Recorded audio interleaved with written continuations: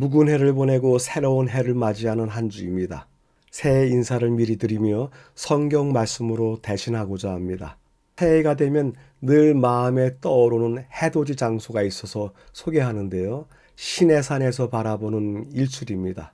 이곳에서의 해돋이 장면을 되새기면 20년이 되는 지금도 늘 새롭게 각성하고 결의를 다지곤 합니다. 아직 해머리 부분만 나와 어둡기 때문에 기념 촬영이 곤란하기만 하지만 교수님 두 분과 한자리에 있었던 몇몇 대학원생들이 함께 찍은 기념사진입니다. 새해에도 우리 모두의 가슴에 치유하시는 의의 태양이신 그리스도께서 생명의 빛으로 떠오르시기를 기대해 봅니다. 내 하나님 여호와께서 권고하시는 땅이라 세초부터 세말까지 내 하나님 여호와의 눈이 항상 그 위에 있느니라. 2025년을 이끌어가는 길라잡이로서의 말씀이 되기를 바라봅니다. 지난 한 해 동안 여러분들의 가정에 하나님의 인도하심과 축복이 가득했던 것처럼 다가오는 해에도 여러분들의 교회와 가정이 평안하시기를 기원합니다. 특별히 2025년 제1기의 교과가 우리 신앙의 틀을 균형지게 하는 하나님의 사랑과 공의를 배운다는 점에서 큰 유익이 되리라 생각합니다. 사랑과 공의는 서로 대립되는 듯이 보이는 개념인데요. 이 대립되는 개념 때문에 신앙의 균형이 잘 이루어지지 못하는 경우가 종종 있습니다. 이번 기 동안 이 두 개념을 명확히 그리고 충분히 익힘으로써 우리 믿음이 균형지고 견고해지기를 바라봅니다. 교과 말씀을 열기 전에 우리의 마음을 준비하는 말씀들을 읽어왔는데요. 2025년 첫 주에도 준비를 해보았습니다. 일본 작가 앤도 슈샤쿠가 1966년 발표한 책이 있는데요. 제목이 침묵입니다. 이 책은 고통의 순간에 하나님은 어디에 계시는가라는 문제를 다룬 역작인데요. 그 중에 한 조각을 읽어드리도록 하겠습니다. 이 바다의 무서운 적막함 위에서 저는 하나님의 침묵을 느꼈습니다. 비애에 빠진 인간들의 소리에 하나님이 아무런 응답도 없이 다만 말없이 침묵하고 계시는 듯한 그런 느낌을 받습니다. 1638년 젊은 포르투갈 사제 3명이 일본을 향해 출발합니다. 당시 일본에서는 종교 박해로 인해서 많은 신앙인들이 죽임을 당하고 고문을 당했는데요. 이 잔인한 고문 끝에 그들의 스승이 배교했다는 소식을 확인하기 위해서였습니다. 그들은 모진 탄압 속에 견디던 신자들 가정을 옮겨 다니며 숨어 있었지만 사제 중 한 명이었던 로드리고는 자신 때문에 교인들이 잔혹하게 죽는 모습을 멀리서 숨죽여 지켜보면서 사람들이 이토록 고통받을 때 하나님은 어디에 계시는지 묻기 시작했습니다. 결국에 그도 붙잡히고 배교하더라도 마을 사람들을 고문의 고통에서 덜어주는 것이 오히려 하나님의 뜻에 합당하다고 자신을 설득하는 스승 때문에 결국 그도 배교하게 됩니다. 예수님의 초상을 밟고 지나가도록 하는 명령을 받고 그 틀을 건너갑니다. 그때 하늘에서 소리가 납니다. 밟아도 좋다. 나는 너희에게 밟히기 위해서 이 세상에 태어났고 너희의 아픔을 나누기 위해서 십자가를 진 것이다. 로드리고는 그 소리에 원망의 소리를 크게 합니다. 당신이 침묵하고 계시는 것을 원망하고 있었습니다. 그러자 하늘에서 또 다른 소리가 들렸습니다.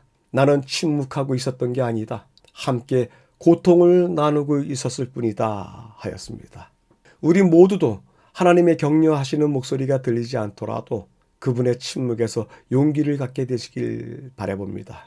또한 고통 중에 계신 분들, 어려운 중에 계신 분들 역시 오늘 이 소리가 여러분들의 삶을 이끌면서 위로하시게 되기를 기대해 봅니다. 교과 총론입니다. 전체적인 이야기의 흐름입니다. 첫 번째 부분에서는 기독교 신앙은 하나님의 성품, 즉 사랑의 뿌리를 내리고 있다라는 것을 이야기해 가고 있고요. 두 번째 부분에서는 우리가 하나님의 사랑을 이해하는 것은 우리의 신앙과 그것의 실천에 지대한 영향을 미친다라고 이야기하고 있습니다. 세 번째 부분에서는요.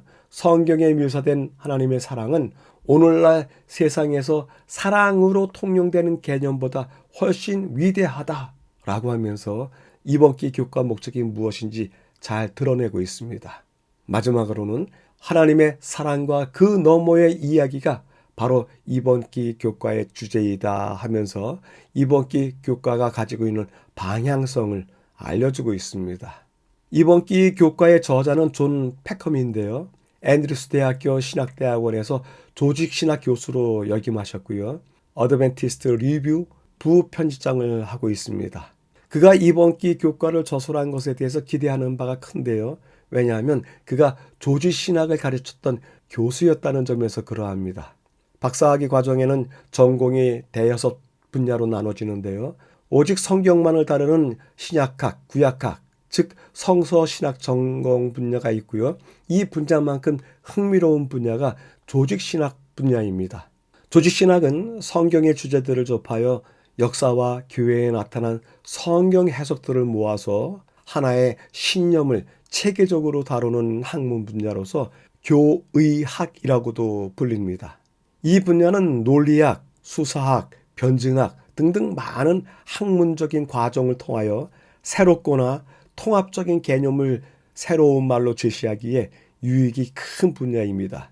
때문에 매우 넓은 교리들과 신념들 그리고 변증들을 다룬 저자를 대한다는 것은 매우 반갑기도 하고 흥미롭기도 합니다.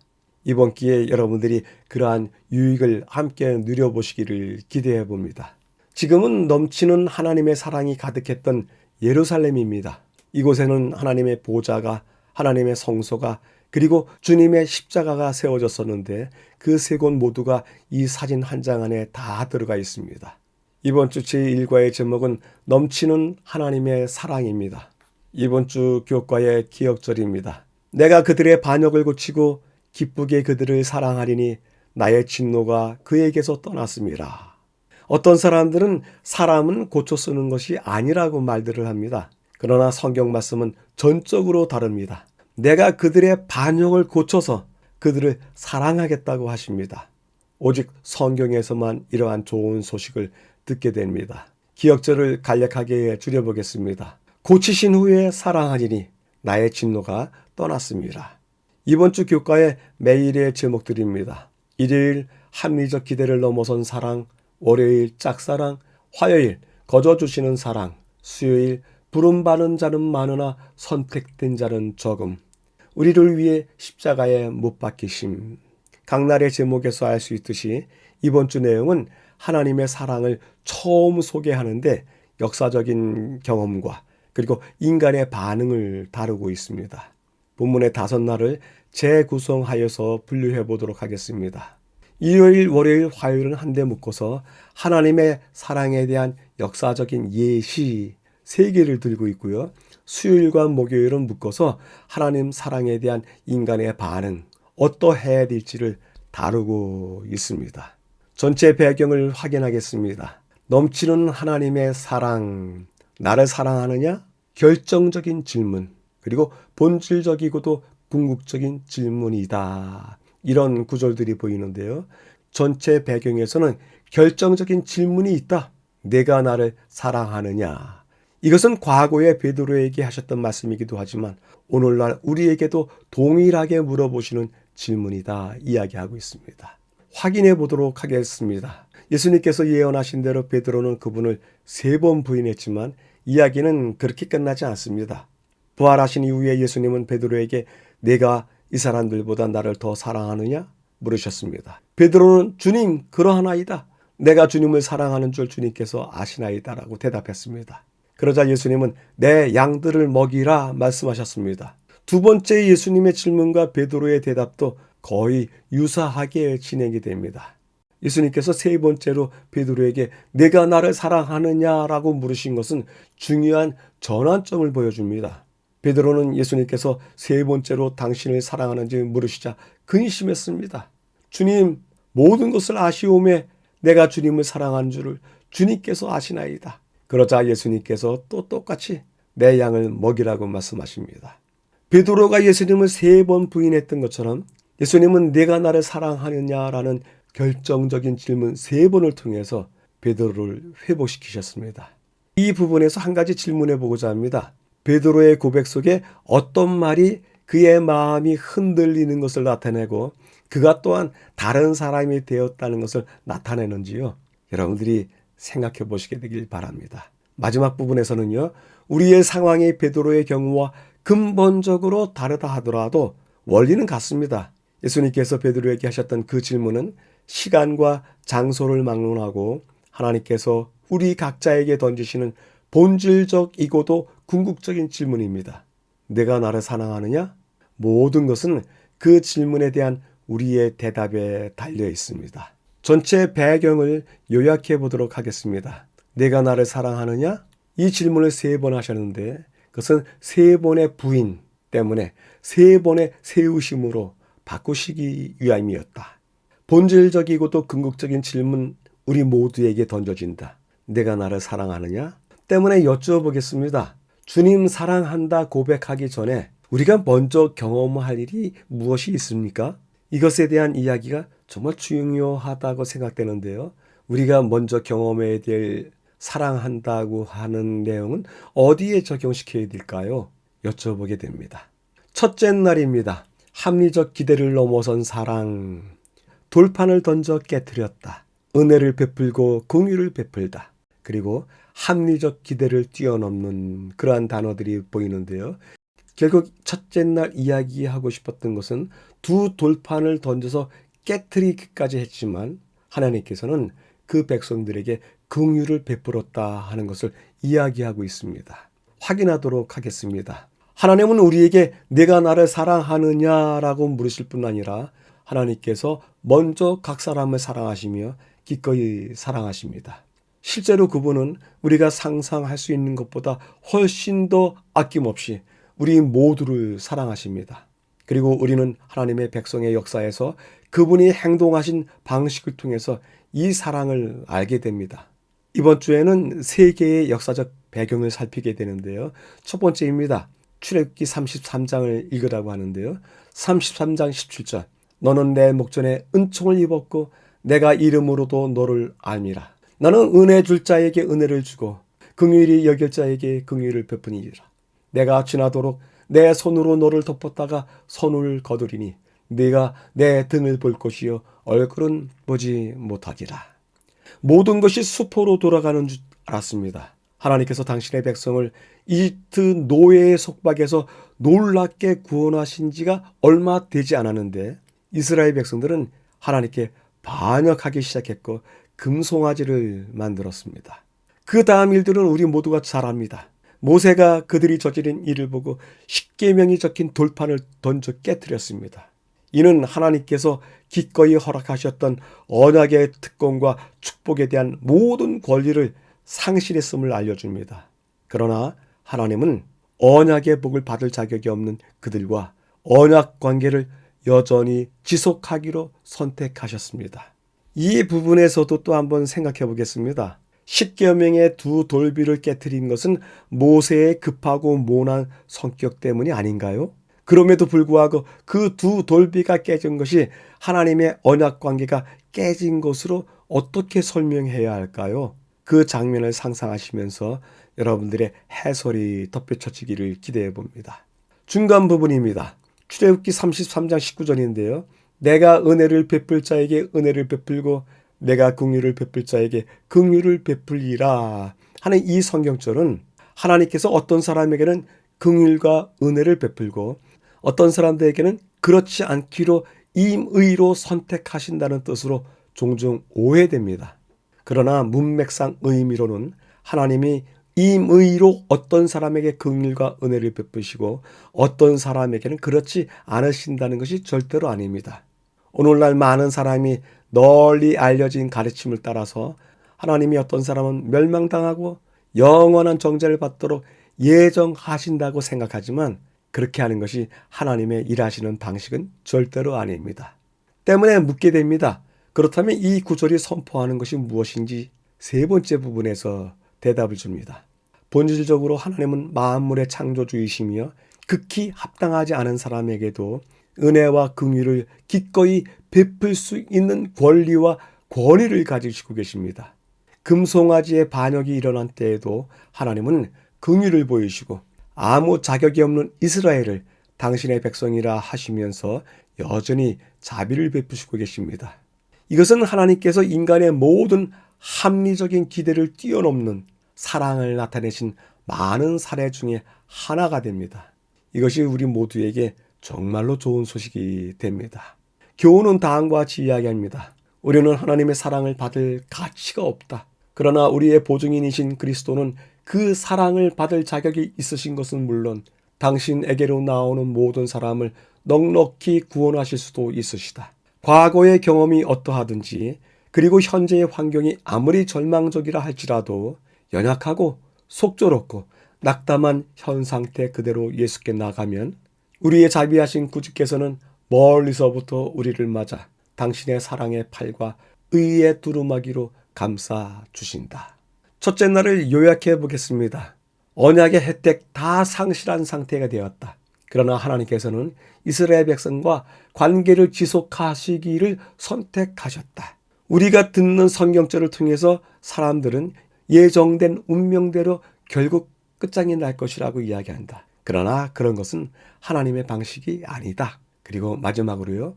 하나님, 그분은 주권을 사용하시는 분이신데 사랑에 있어서도 그분 주권을 사용하시기 때문에 죄인에 대해서 베푸시는 사랑도 막을 길이 없다라고 요약할 수 있습니다. 여쭤보게 됩니다. 인간의 합리적인 기대, 하나님은 그것을 뛰어넘으신다라고 이야기하시는데요. 예를 들 수 있을까요? 우리가 한번 예를 들어보고 그것을 확인해 보게 되길 기대해 봅니다. 둘째 날입니다. 짝사랑, 불충실과 영적 음행, 반복되는 반역, 하나님의 놀라우신 헌신과 자비, 이러한 구절들이 보이는데요.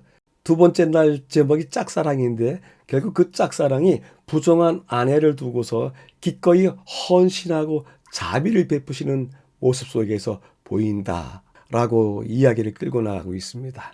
첫째 날은 출애굽기에 나타난 경험을 이야기했는데 둘째 날은 호세아의 경험을 통해서 하나님의 사랑에 대해서 이야기하고 있습니다. 확인하도록 하겠습니다. 타락한 인류를 향한 하나님의 놀라운 사랑의 예는 호세아서에서 찾아볼 수 있습니다. 하나님은 호세아 선지자에게 너는 가서 음란한 여자를 맞이하여 음란한 자식들을 낳아라. 이 나라가 여호와를 떠나 크게 음란함이라고 명령하셨습니다. 호세아와 그의 부정한 아내 이야기는 이스라엘의 불충실과 영적 음행에도 불구하고 하나님께서 당신의 백성을 사랑하시는 것을 보여주는 생생한 실물 교훈입니다. 전혀 받을 자격이 없는 사람에게도 넘치게 부어지는 하나님의 사랑 이야기, 그것이 또한 호세아서에 나타나고 있습니다. 실제로 하나님의 신실하심과 사랑에도 불구하고 당신의 백성들은 계속해서 하나님께 반역하고 또 반역했습니다.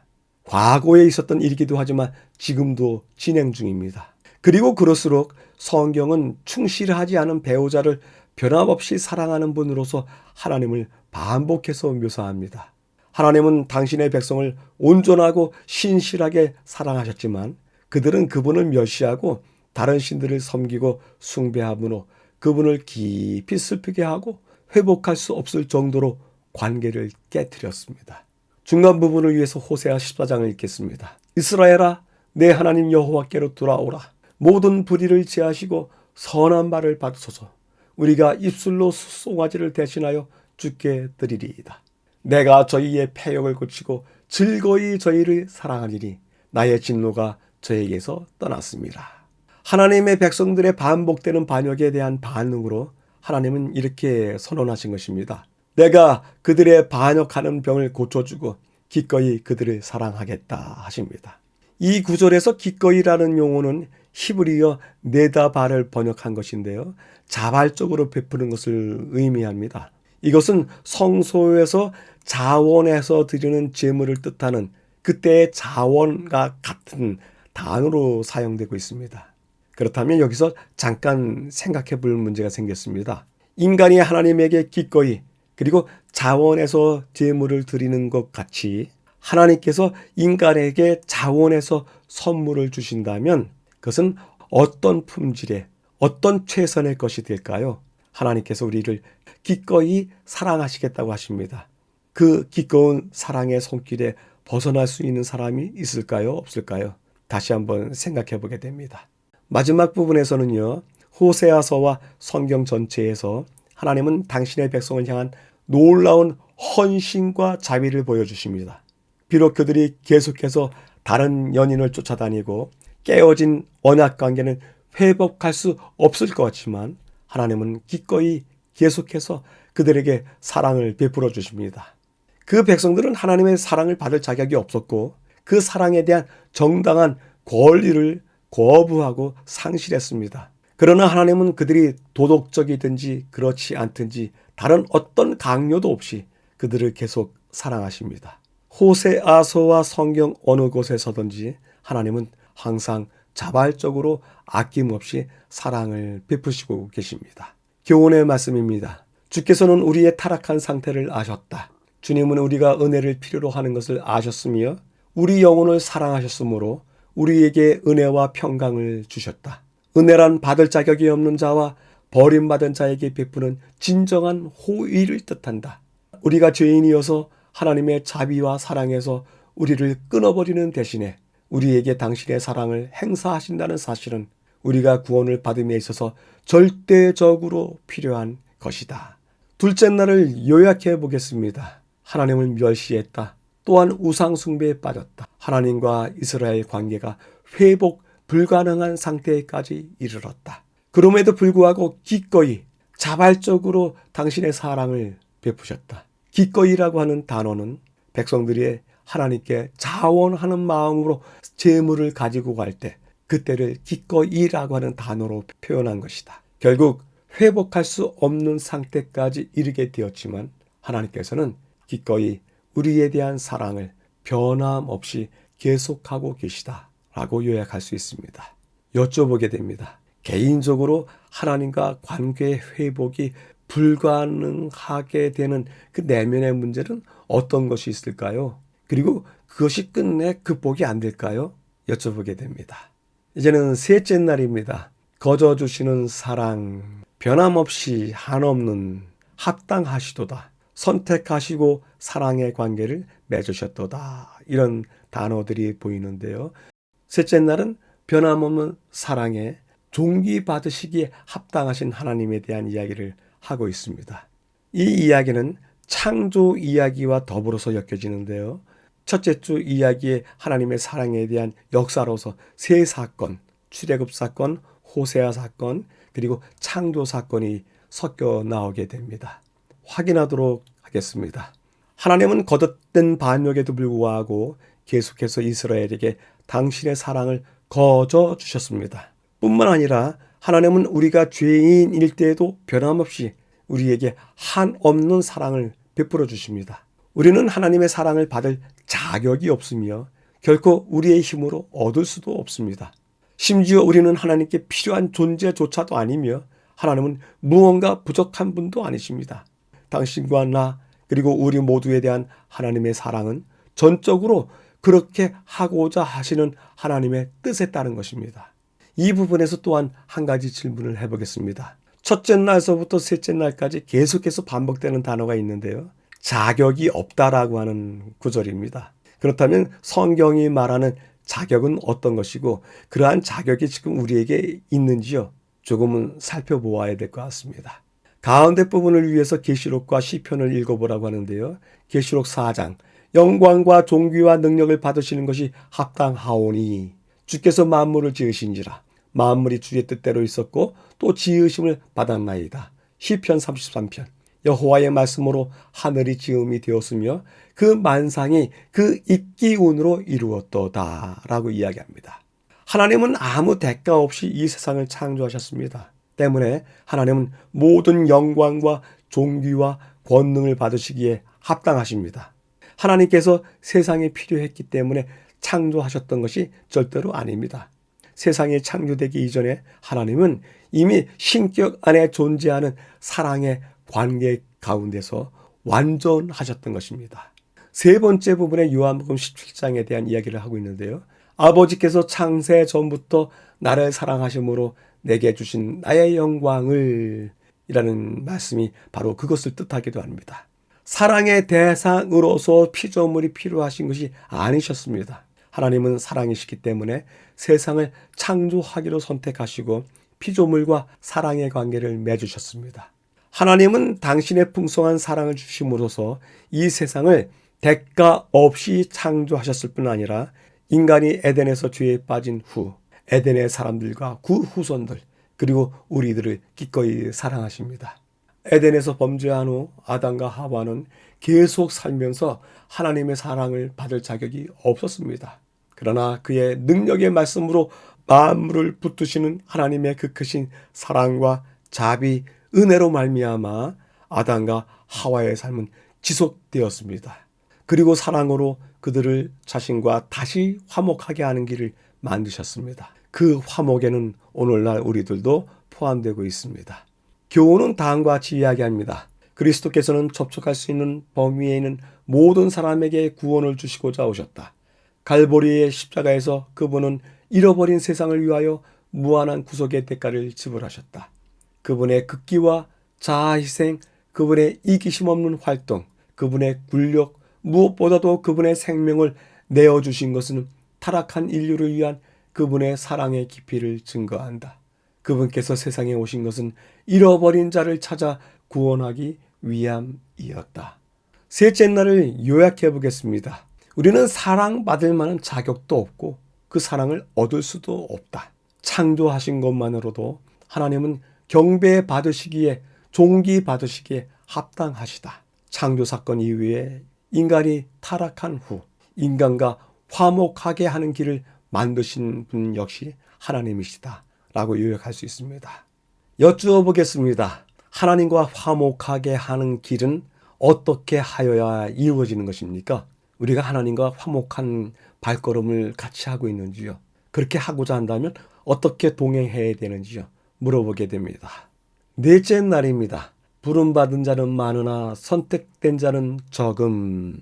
자유의지로 택함을 입은 자, 그리고 자유는 사랑의 필수적이다 라고 하는 단어들이 보이는데요. 넷째 날 이야기하는 것은 자유의지. 그 자유의지 때문에 하나님께서는 초대하시고 또 인간의 자유의지로 인해서 인간은 하나님의 초대를 받아들이든지 아니든지 할 수 있다라는 이야기를 전해주고 있습니다. 본문을 확인하도록 하겠습니다. 하나님은 당신의 자유의지로 사람을 사랑하실 뿐 아니라 사람들 역시 자유의지로 자유롭게 반응해서 당신을 사랑하도록 권하십니다. 하나님과 인간 모두에게 자유의지가 있는 것입니다. 하나님께서는 사람들에게 당신의 사랑을 받아들일지 거부할지 자유롭게 선택하게 하신다는 사실은 그리스도의 혼인잔치 비유에서 잘 나타납니다. 그 비유를 살펴보기 위해서 중간 부분에서 확인하게 되는데요. 마태복음 22장을 읽어보라고 합니다. 자기 아들을 위하여 혼인잔치를 베푼 어떤 임금과 같으니 그 청한 사람들을 혼인잔치에 오라 하였더니 오기를 싫어하거늘 종들이 길에 나가 악한 자나 선한 자나 만나는 대로 모두 데려오니 혼인자리에 손이 가득한지라.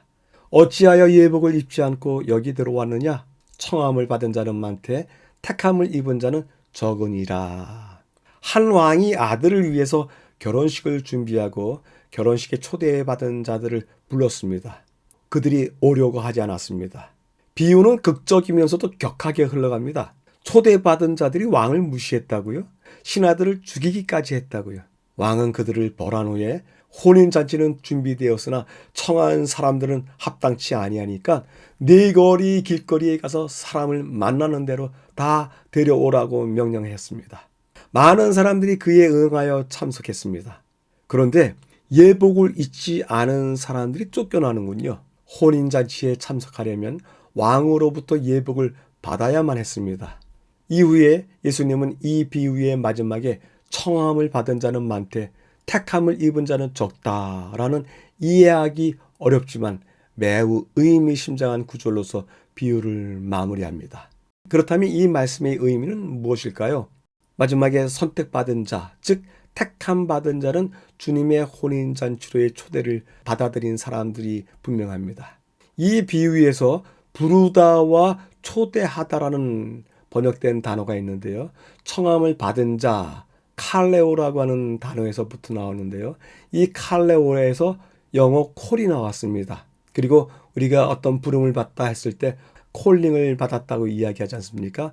그러한 콜링을 받은 자, 청함을 받은 자이고 택함을 받은 자는 에클레고마이라고 하는 단어에서 파생된 말인데요. 에클렉토스라고 합니다. 이 에클렉토스, 택함을 입은 자, 이 택함을 입은 자에서 유래된 단어가 에클레시아, 교회가 됩니다.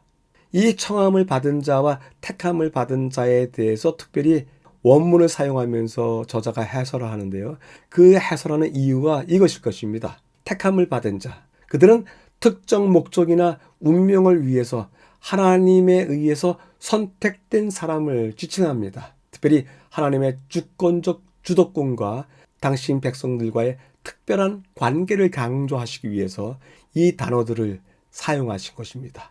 사실 하나님은 모든 사람을 혼인잔치에 부르시는, 초대하시는 분이십니다. 그러나 우리는 누구라도 그분의 사랑을 거절할 수 있습니다.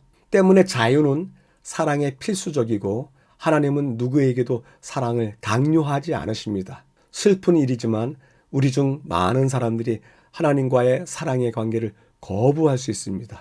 택함을 입은 자는 초대를 받아들이는 사람들입니다. 당신을 사랑하는 사람들을 위해 우리가 상상할 수 있는 그 어떤 것보다도 더 놀라운 준비를 해놓으셨습니다. 하지만 이 모든 것은 사랑과 사랑의 속성인 자유의 문제와 연결되어 있습니다. 때문에 이 마지막 부분에 대해서도 질문해 봅니다. 진짜 사랑을 하려면 진짜 자유가 주어져야 한다고 말씀하시는 듯 싶은데요. 이 표현을 어떻게 설명해야 할까요? 사랑과 자유가 어떻게 연결되어 있을까요? 한 번쯤은 생각해 볼 문제입니다. 교훈은 다음과 같이 이야기합니다. 청함을 받은 자는 많되 택함을 입은 자는 적으니라. 많은 사람이 자비의 초청을 받고 시험을 받아 입증되고 있다. 그러나 살아계신 하나님의 인으로 인침을 받은 자는 별로 없다. 하늘나라에 들어가기 위하여 어린아이처럼 자신들을 낮추는 자들은 별로 없다. 자기를 낮추고 자신의 무가치함을 깊게 그리고 계속적으로 의식하면서 그리스도의 은혜를 받는 자들은 별로 없다.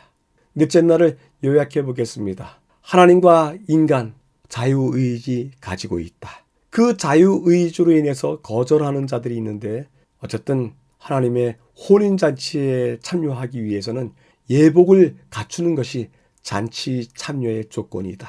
초대를 받아들이라. 초대를 받아들이는 것이 택함을 받는 길이다. 여쭤봅니다. 길거리 사람들 모두 초대되었다. 그럼에도 조건이 있다? 초대되어서 들어왔는데도 불구하고 조건이 있다. 무엇일까? 다시 한번 확인해 보시게 되길 바랍니다. 다섯째 날입니다. 우리를 위해 십자가에 못 박히심. 원하지 않았다. 의무도 없으셨지만 비상 상태를 위하여 대비책을 세우셨다라고 하는 구절들이 보이는데요.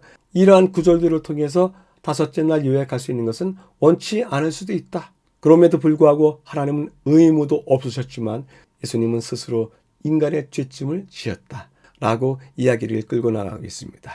확인하도록 하겠습니다. 하나님은 모든 사람을 그분과의 사랑의 관계로 초대하시지만 초대를 기꺼이 받아들이는 사람만이 영원한 관계에 들어갑니다. 혼인잔치에 비유해서 보듯이 왕이 초대했던 많은 사람들이 오려고 하지 않았습니다. 십자가에 달리기 얼마 전 그리스도께서는 다음과 같이 탄식하셨습니다. 예루살렘아 예루살렘아 선지자들을 죽이고 네게 파송된 자들을 돌로 치는 자여 암탉이 그 새끼를 날개 아래에 모음같이 내가 네 자녀를 모으려 하늘이 몇 번이더냐. 이 말씀을 통해서 우리가 조금 전에 들었던 진술을 확인할 수 있습니다. 하나님은 몇 번이시든지 그렇게 하셨습니다. 기회가 닿을 때마다 그렇게 하셨습니다. 그렇지만 그들이 원하지 않았습니다. 원하다라고 하는 단어는 펠로라고 부르는데요. 이 단어는 바라다, 기대하다, 기꺼이 또 의도를 가지고 그리고 그렇게 계획하는 그 원하는 모든 동사들과 다 관련이 있는 동사로서 예수님께서 그들을 구원하기를 원하신다라고 하는 표현도 이 단어를 사용해서 표현합니다. 그들이 구원받기를 원하지 않는 것도 이 단어를 통해서 나타납니다. 뜻밖의 인간이 원하는 강도나 하나님께서 원하시는 강도나 동일한 것을 발견하게 됩니다. 중간 부분에서는요. 그럼에도 불구하고 그리스도께서는 거역한 사람들과 우리를 위해서 십자가에 달리셨습니다. 놀라운 사랑입니다. 인간의 죄에 합당한 결과는 죽음이지만 하나님께서는 그리스도 안에서 친히 대가를 치르시고 하늘과 땅 사이에 단절된 관계를 회복하는 길을 마련하셨습니다. 하나님께서는 지금도 그렇게 하셔야 될 어떠한 의무도 없으시지만 우리에게 끊임없이 사랑을 베풀고 계십니다. 이제 이 두 번째 부분에서도 생각해 볼 진술이 하나 생겼습니다. 인간에게 죽음은 합당한 싹시다라고 이야기합니다. 하나님에게는 어떤 의무도 없다고 이야기합니다. 그렇다면 우리를 살게 하시는 하나님의 그 계획은 무엇입니까? 어떤 입장 때문에 하나님은 이렇게 하실까요? 그것에 대한 질문을 해보시고 그것에 대한 답을 해보시게 되길 바랍니다. 요한복음 10장과 갈라디아서 2장을 비교해서 살펴보라고 하는데요. 10장, 내가 다시 목숨을 얻기 위하여 목숨을 버림이라. 이를 내게서 빼앗는 자가 있는 것이 아니라 내가 스스로 버리노라. 나는 버릴 권세도 있고 다시 얻을 권세도 있으니. 갈라디아서 2장, 이제 내가 육체 가운데 사는 것은 나를 사랑하사 나를 위하여 자기 몸을 버리신 하나님의 아들을 믿는 믿음 안에서 사는 것이라. 이 두 성경 구절을 통해서 우리가 확인할 수 있는 내용은 주님께서 스스로 목숨을 버리셨다는 것입니다. 하나님의 궁극적인 표현인 십자가에서 우리는 그리스도께서 자신의 자유의지로 우리를 위해서 자신을 주셨음을 알 수 있습니다. 그리스도는 스스로 자신의 생명을 내어주셨던 것입니다. 누구도 그분의 생명을 빼앗을 수 없고 그분은 창세 전에 하늘에서 계획된 구속의 경륜을 따라서 자신의 생명을 기꺼이 스스로 바치셨던 것입니다. 마지막 부분에서는 긴 이야기의 결론을 인용문을 통해서 짓고 있는데요. 확인해 보도록 하겠습니다. 구속의 경륜은 아담이 타락한 후에 세워진 사후 고안이 아니었다. 이 경륜은 영세 전부터 감추었다가 알게 하신 그 비밀의 계시였다. 이것은 영세 전부터 하나님의 보좌의 기초가 되어온 원칙을 공개한 것이었다. 태초부터 하나님과 그리스도는 사탄이 반역할 것과 그 반역자의 기만적인 권세를 통하여 인류가 타락할 것을 아셨다. 하나님께서 죄가 존재하도록 정해놓지는 않으셨으나 죄가 존재할 것을 내다보시고 그 두려운 비상사태를 위하여 대비책을 세워놓으셨다. 하나님께서는 세상을 너무도 사랑하셔서 당신의 독생자를 주시기를 언약하셨으니 이는 저를 믿는 자마다 멸망치 않고 영생을 얻게 하려 하심이었다. 라고 전해주고 있습니다. 교훈의 말씀입니다. 너희는 너희 것이 아니라 값으로 산 것임을 알지 못하느냐? 우리를 위하여 어떤 대가를 치러졌는가? 십자가를 보라. 십자가에 달린 희생자를 보라. 잔인한 못에 찔린 그 손을 보라. 나무에 못 박힌 그분의 발을 보라. 그리스도께서는 그분의 몸으로 우리의 죄를 지셨다. 그 고통과 그 고뇌가 우리의 구속의 대가이다. 명령의 말씀이 주어졌다. 영원히 멸망으로 내려가는 그들을 구원하라. 내가 대속물을 얻었다라고 말씀하시고 계십니다. 다섯째 날을 요약해 보겠습니다.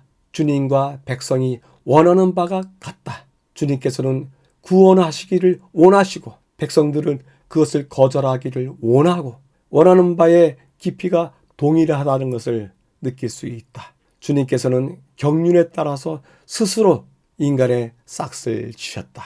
구속의 경륜, 그것은 하나님의 보좌의 원칙에 대한 공표였다라고 요약할 수 있습니다. 다섯째 날에 질문해 보겠습니다.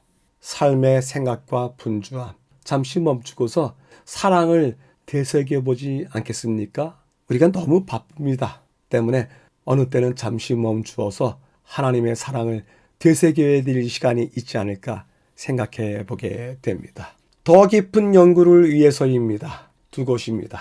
이러한 때에 하나님께서 주신 기별이 전해져야 한다. 이 기별은 광범위한 가마력과 구원의 능력을 가지고 있다. 그분의 성품이 널리 알려지게 해야 한다. 이 어두운 세상에 하나님의 영광의 빛, 곧 그분의 인자와 긍휼과 진리의 빛을 비춰야 한다. 두 번째입니다. 세상에 비칠 마지막 자비의 빛, 곧 세상에 전파되어야 할 마지막 긍휼의 기별은 하나님의 사랑의 성품을 드러내는 것이다. 하나님의 자녀들은 하나님의 영광을 드러내야 한다. 그들은 저희의 생애와 성품을 통하여 저희를 위하여 행하신 하나님의 은혜를 나타내야 한다.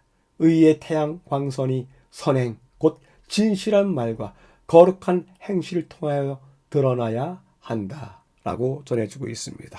자신에게 질문하기입니다. 우리는 하나님을 사랑한다고 말하고 있습니다. 하나님을 사랑한다고 하는 말을 하기 전에 우선 사람을 사랑한다는 것을 경험해 본 적이 있는지요? 아니면 내 자신을 진정 사랑해 본 적이 있는지요? 그거부터 해봐야 되지 않을까 해서 우리가 사람을 사랑한 적이 있는지 아니면 내 자신을 극히 사랑해 본 적이 있는지를 여쭤보게 됩니다. 오늘의 교과를 세 줄로 요약해 보도록 하겠습니다. 하나님의 사랑, 합리적인 기대를 넘어서고 있다. 우리는 하나님의 사랑을 받을 만한 자격도 조건도 없다. 그럼에도 불구하고 사랑을 받고 있다. 마지막으로요. 경륜을 따라서 그분께서 그 길을 걸으셨다. 이제 그 길에 동참하자. 그 초대에 응하자라고 요약할 수 있습니다. 본 아카이브의 교과 연구에 참여해 주신 여러분께 다시 한번 감사드립니다.